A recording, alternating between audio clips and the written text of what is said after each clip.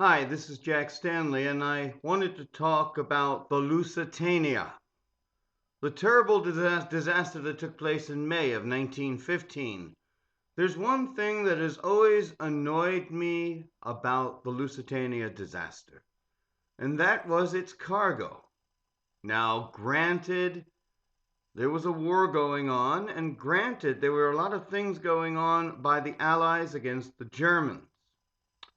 But the one thing that I found very fascinating about the Lusitania is a part of its cargo. And that part of its cargo was the fact that it was carrying massive quantities of cheese. Now, I have to tell you, if you think about cheese, which way does cheese usually travel? I have always found that cheese travels west. Very rarely does cheese travel east. Think about that.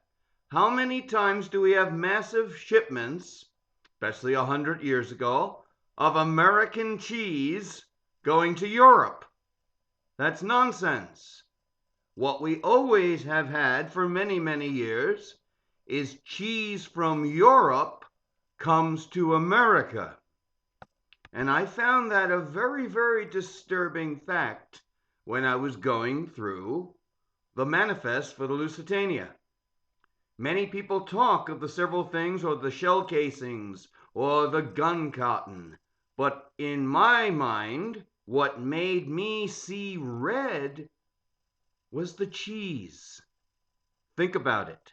How many countries would be longing for a shipment of American cheese? Not many that I can think of. And that makes you wonder, what kind of cheese was it?